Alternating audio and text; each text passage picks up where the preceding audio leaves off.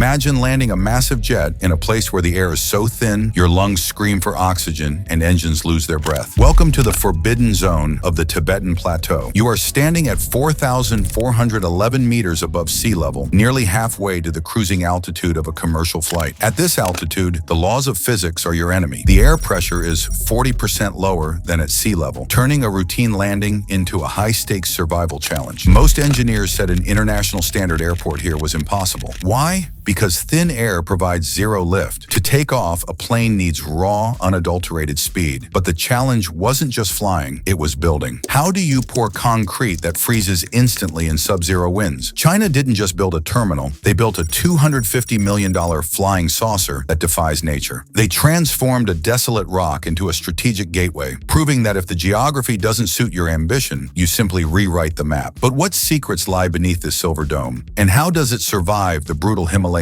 winters? Let's dive into the technology of the airport that shouldn't exist. To understand the necessity of Daocheng Yading Airport, you have to look at the map of Western Sichuan. For centuries, this region was a forbidden zone, locked behind the impenetrable wall of the Hengduan Mountains. Before the airport, the journey from Chengdu, the nearest major provincial hub, to Daocheng was a grueling 800-kilometer test of human endurance. It wasn't a drive, it was an expedition. Travelers had to navigate narrow, winding roads carved into the sides of cliffs, facing unpredictable mudslides, heavy snowfall, and treacherous mountain passes that exceeded 5,000 meters in altitude. In good weather, the trip took a minimum of 2 full days. In bad weather, you could be stranded for a week. This isolation wasn't just a tourist inconvenience, it was a socio-economic barrier. For the local Tibetan communities in the Garzei Autonomous Prefecture, the lack of fast transport meant limited access to modern healthcare, education, and economic markets. The region remained a beautiful but impoverished island in the sky. China's national strategy for the Great Western Development demanded a solution that could bypass these mountains entirely. However, the geography made traditional solutions impossible. Building a high-speed railway across these vertical gradients would have cost 10 times the national average and taken decades to complete. Tunnels would have to be drilled through unstable, frozen rock at extreme altitudes. This left the Chinese government with only one radical option. They had to go over the mountains. But building an airport at 4,411 meters wasn't just a logistical challenge. It was a declaration of war against geography. The goal was clear: to turn a 48-hour nightmare into a 1-hour flight, effectively shrinking the province and integrating the Himalayas into the modern Chinese economy. But to achieve this, they had to build a facility in a place where the air is too thin to breathe comfortably and where the very machines needed for construction would struggle to function. In the world of aviation, altitude is usually a pilot's friend until you have to land in it.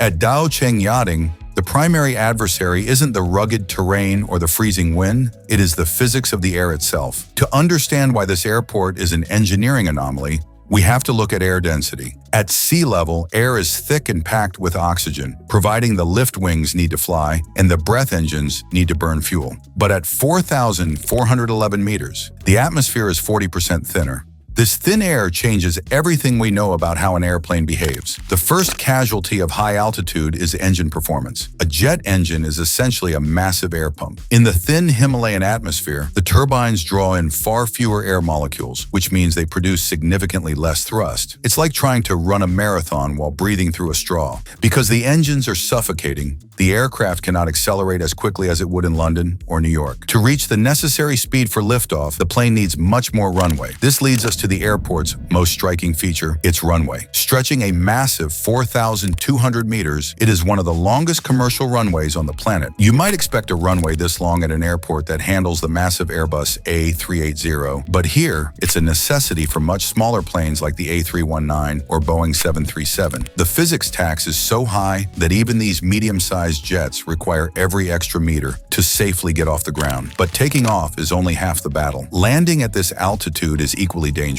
Thin air means there is less aerodynamic drag to slow the plane down as it approaches the tarmac. Consequently, planes must land at much higher ground speeds than normal. This puts immense pressure on the aircraft's braking systems and tires. At Daocheng, the landing isn't a gentle descent, it's a high-speed calculated impact where the pilot has very little margin for error. If the brakes fail or the thrust reversers don't engage instantly, the aircraft could easily overshoot even a 4-kilometer runway. There is also the weight penalty. To operate safely safely in this thin air, planes often cannot fly at full capacity. Every extra kilogram, whether it's luggage, fuel, or passengers, makes the takeoff more dangerous. This means that even if a plane has 150 seats, it might only be allowed to carry 100 passengers to ensure it is light enough to climb over the surrounding peaks. Pilots also have to deal with true airspeed variations. Their instruments might show one speed, but they are actually moving much faster across the ground than they realize. Engineering a solution for these physical constraints wasn't just about pouring more concrete. It required a complete recalibration of flight software and specialized training for crews. At Daocheng Yading, the invisible enemy of thin air dictates the length of the runway, the weight of the suitcases, and the very design of the engines. It is a place where human ingenuity has to compensate for the fact that, according to the laws of physics, planes shouldn't really be here. Building the world's highest airport wasn't just a construction project. It was a 24-month war against a hostile environment. In 2011, when the first teams arrived on the plateau, they faced a landscape of jagged granite and permafrost soil that stays frozen year-round. The first major hurdle was the machinery itself. Standard bulldozers and excavators are designed for sea-level oxygen. At 4,411 meters, their internal combustion engines choked, losing nearly half of their horsepower. Engineers had to bring in specialized, high-altitude tuned equipment, essentially giving the machines turbochargers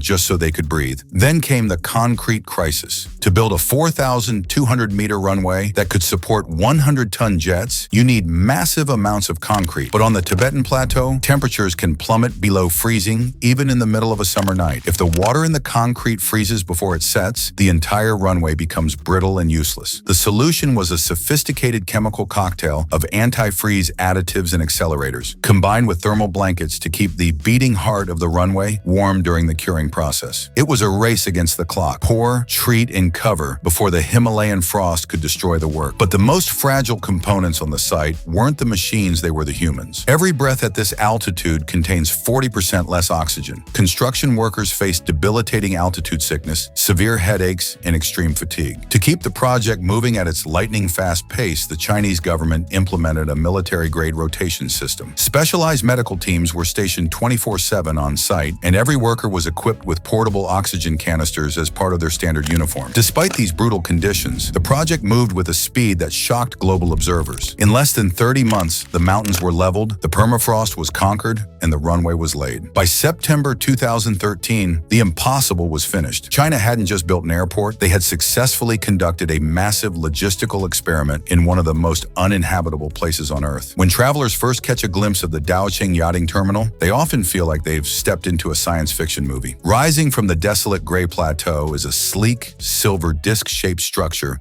that locals have nicknamed the Flying Saucer. But this isn't just an aesthetic choice to impress tourists, it is a masterclass in physiological architecture. In an environment where the very air can kill your energy, every curve and corridor of this building was designed to solve a medical problem. The architects drew inspiration from the kata, the traditional Tibetan ceremonial scarf that symbolizes purity and welcome. But beyond the cultural symbolism, the circular, non-linear design serves a critical functional purpose, minimizing walking distances. At 4,411 meters, even walking 50 extra meters can cause a passenger's heart rate to spike and their oxygen levels to drop. By creating a centralized, compact hub, the design ensures that passengers spend the least amount of physical effort possible to get from the gate to the exit. It is a building designed for people who are, quite literally, out of breath. The real magic, however, happens inside the walls. The terminal functions like a pressurized space station. Because the external atmosphere is so thin, the building is equipped with a sophisticated, large-scale integrated oxygen enrichment system. As you walk through the lounge, you aren't just breathing the mountain air, you are breathing a specially filtered mix that brings the effective altitude inside the building down to a manageable level. There are dedicated oxygen bars and emergency medical pods located every few meters, ensuring that if a traveler suddenly succumbs to acute mountain sickness, help and air is only a step away. Another hidden challenge of the Himalayas is the cognitive fog caused by hypoxia. When the brain lacks oxygen, people become confused and disoriented. To counter this, the interior design utilizes high-contrast wayfinding. The lighting is ultra-bright and the signage is simplified with bold colors and massive icons. The use of natural light is maximized through giant, reinforced glass panels that offer 360-degree views of the surrounding peaks. This isn't just for the view, it helps the brain stay grounded and oriented by keeping the horizon visible at all times. The glass itself is a marvel, treated with multiple layers to block the intense high-altitude ultraviolet radiation while retaining internal heat. Even the materials were chosen for their thermal intelligence. The silver metallic skin of the saucer isn't just for show. It's a high-tech shield that reflects the harsh daytime sun while acting as a massive insulator during the brutal Himalayan nights. The terminal is a closed-loop environment designed to maintain a stable, humidified, and oxygenated atmosphere regardless of the chaos outside. At Daocheng Yading, the architecture doesn't just house the travelers, it keeps them alive. It is the bridge between the hostile reality of the Tibetan plateau and the biological needs of the human body, a silver sanctuary in a land of rock and ice. Flying into Daocheng Yading is not a task for the average pilot. It is a specialized mission that requires high-altitude certification. Because the air is so thin, the margin for error evaporates. Pilots must wear oxygen masks during takeoff and landing, not just as a precaution, but to ensure total mental clarity during the most critical seconds of the flight. The operational rules here are ironclad. Most flights are restricted to the morning hours because by afternoon, the Himalayan winds become too turbulent and the weather too unpredictable. There is no instrument landing system that can overcome these peaks. It is a visual battle. Pilots must navigate terrain-hugging flight paths, often flying at less than full capacity to ensure they have the climb rate needed to clear the surrounding 5,000-meter ridges. One wrong calculation in airspeed or a slight delay in engine response, and the mountain wins. At Daocheng, every landing is a testament to the perfect synchronization between advanced Chinese avionics and the nerves of steel possessed by the pilots who braved the roof of the world. Building a sanctuary in the sky comes with a heavy price tag, and not just in currency. While the $255 million investment seems modest for such a feat, the true cost is measured in the impact on this fragile ecosystem. The Yading Nature Reserve, often called the last Shangri-La, now faces a double-edged sword. On one hand, the airport has breathed life into the local economy, turning a 48-hour trek into a surge of tourism that supports thousands of Tibetan families through new hotels and services. But on the other hand, the instant access to the Himalayas threatens the very silence that makes it holy. The rapid influx of thousands of daily visitors puts immense pressure on local resources and ancient cultural traditions. There's also the environmental footprint. High-altitude emissions are more damaging to the atmosphere, and the expansion of infrastructure risks scarring the pristine landscape forever. China's Great Western Development has successfully erased the distance, but it has also triggered a race against time to save the soul of the mountains